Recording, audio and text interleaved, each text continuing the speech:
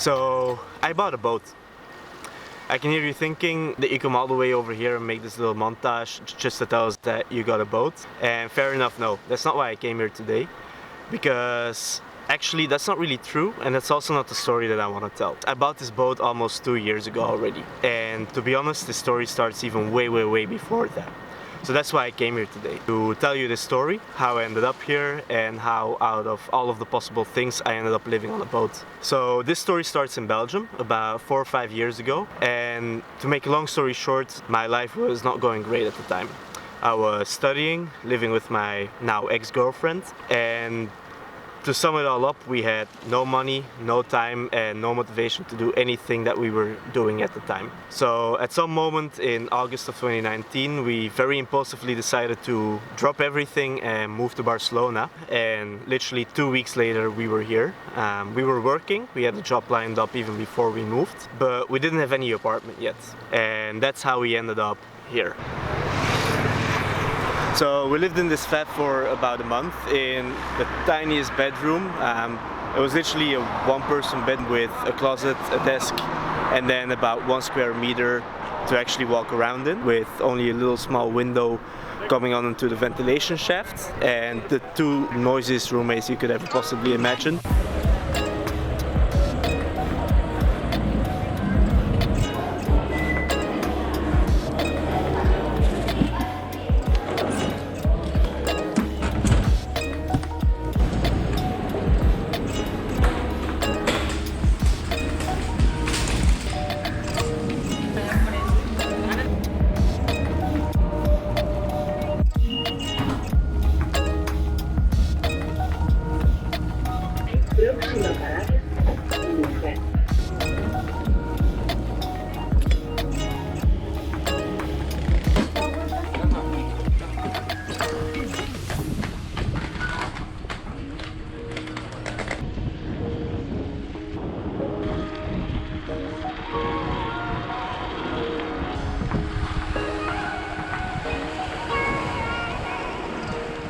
Having had that experience of living in a tiny room in the center of Barcelona, we knew that that was too much for us, and was definitely also not livable with a big dog. So we started searching, and we were really fortunate to find an apartment just outside of the city in this little sea village called Montgat. There was a really big hill to walk the dogs and the sea just a 2-minute walk away. We were really fortunate to find a flat there, because only 5 months later we were locked up in that village. We spent the whole lockdown there, avoiding all of the very strict restrictions in the center of Barcelona, and being able to go for really big walks with the dogs on top of the hill. So at some point during the final phases of lockdown, I started seeing things online about people living and traveling around the world on sailboats, and I got really inspired by that. But at the time it also seemed like such an unreachable thing, even though we lived in, well, Barcelona is kind of the place with the highest concentration of people living on sailboats, with the whole Mediterranean at our doorstep and a marina every 2 kilometers. But still, I got really obsessed with that idea of one day owning and traveling across the world on a sailboat, with the dream of crossing the Atlantic and sailing the Caribbean and just exploring the whole world.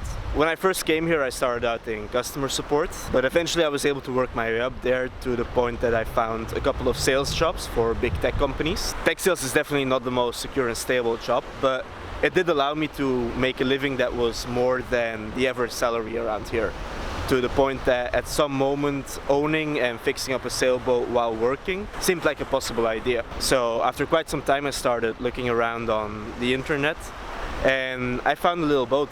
So that brings us back to the marina. It's not this one.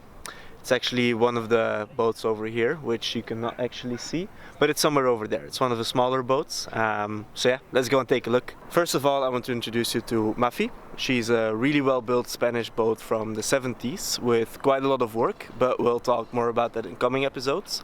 For now, let's go in and meet the crew. So around a year ago, I was joined on this boat by a wonderful person. Hey! And then we also have 2 other little sailors over here. First of which is Leo. And then we also have this little lady here. This is Grayson, or Gracie as we also call her.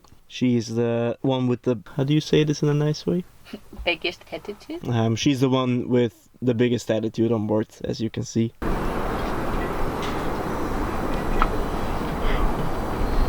Beautiful. Filming? Yeah, filming.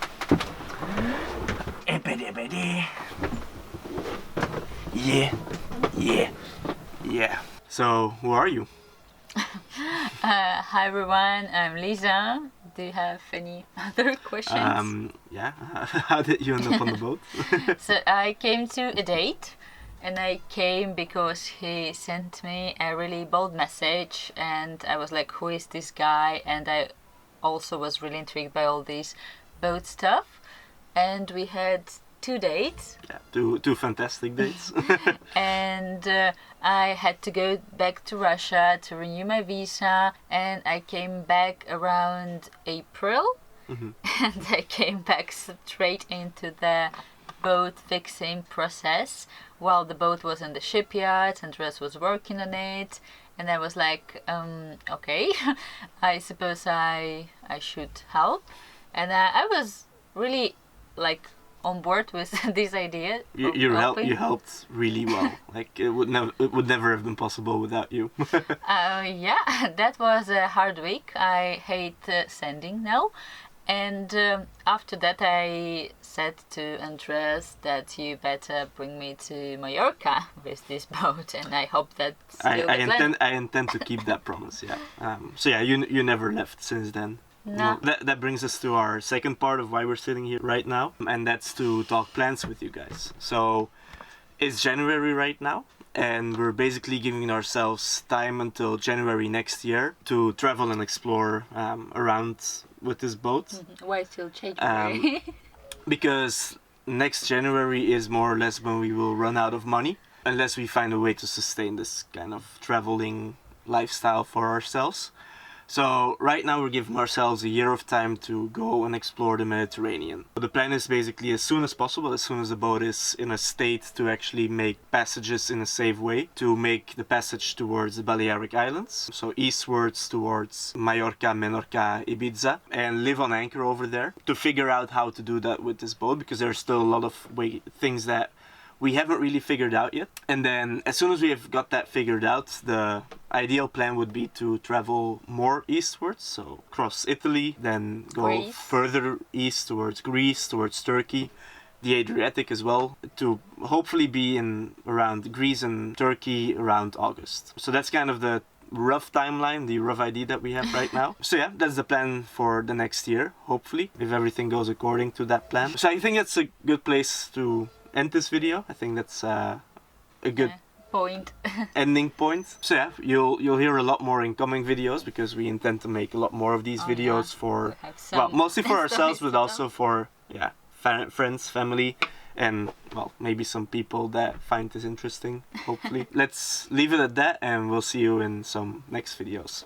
Ciao, bye bye.